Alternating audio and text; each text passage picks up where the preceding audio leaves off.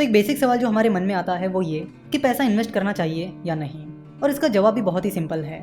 देखो, वैसे इन्वेस्ट करने के बहुत सारे रीजंस हैं, लेकिन आज हम कुछ अलग चीज़ों पर फोकस करने वाले हैं और उसे समझने के लिए हमें एक साइकिल समझनी होगी।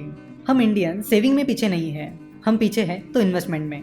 और हम इन्वेस्टमेंट में इसलिए पीछे हैं क्योंकि फाइनेंशियल अवेयरनेस इंडिया में उतना कुछ खास नहीं रहा है। हमें इन्वेस्टमेंट के बारे में कहीं पर भी नहीं सिखाया जाता, ना स्कूल कॉलेजेस में ना घर पे।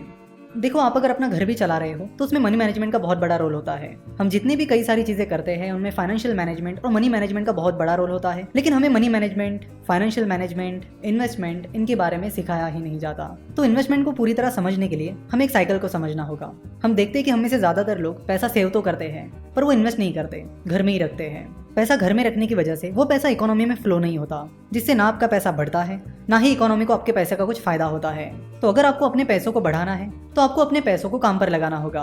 तो जब आप स्टॉक मार्केट में डायरेक्टली या इनडायरेक्टली इन्वेस्ट करते हो या स्टार्टअप्स में इन्वेस्ट करते हो तब आपका पैसा इकोनॉमी में फ्लो होने लगता है और आपके पैसों से उन कंपनीज को अपना काम बढ़ाने के लिए, अपना बिजनेस एक्सपांड करने के लिए पैसा मिलता है, जिससे कंपनीज अपना काम बढ़ाने लगती है, ज्यादा प्रोडक्शन करने लगती है, जिसका फायदा कंट्री को होता है, जिससे कंट्री का जीडीपी बढ़ने में मदद होती है। कंपनी जब अपना ऑपरेशन एक्सपांड करती है, अपना काम बढ़ाती है, तब लोगों को एम्प्लॉयमेंट भी मिलती है। तो कंपनी के बढ़ने से जिन लोगों को जॉब मिली है उन्हें सैलरीज मिलती है। तो उस सैलरी में से कुछ हिस्सा वो एम्प्लॉयज किसी कंपनी में या स्टार्टअप में इन्वेस्ट करते हैं, तो अगेन वो पैसा भी इकोनॉमी में फ्लो होने लगता है, जिससे और ज्यादा कंपनीज को पैसा मिलता है और अपना बिजनेस बढ़ाने में मदद होती है। तो ये एक साइकिल है जिसे समझना हमारे लिए बहुत ज्यादा जरूरी है।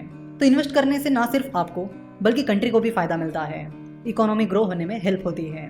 सिमिलरली, जब आप एफडी यानी फिक्स डिपॉजिट करते हो तो वो पैसा बैंक्स के पास जमा होता है, फिर बैंक्स उस पैसों को किसी बिजनेस को लोन देने के लिए यूज करती है, तो उससे भी आपका पैसा इकोनॉमी में फ्लो होने में मदद होती है और इकोनॉमी को उसका फायदा मिलता है।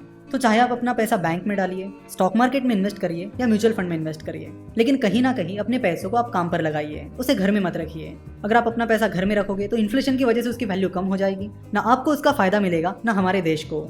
अगर आपको इन्फ्लेशन क्या होता है ये पता नहीं है तो आपको बता दूं कि अगर आपके पास आज 1000 रुपीज़ है तो उस 1000 रुपीज़ की वैल्यू 1 साल बाद उतनी नहीं रहेगी जितनी आज है, यानी उसकी वैल्यू 1 साल बाद कम हो जाएगी।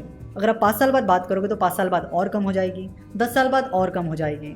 जैसे कि हम कई बार हमारे दादा दादी या नाना नानी को ये कहते सुनते हैं, हमारे ज़माने में तो ये चीज़ बस 10 रुपये की ही मिलती थी और अब देखो इसकी प्राइस कितनी बढ़ गई है। तो इन शॉर्ट ये इन्फ्लेशन इफेक्ट है।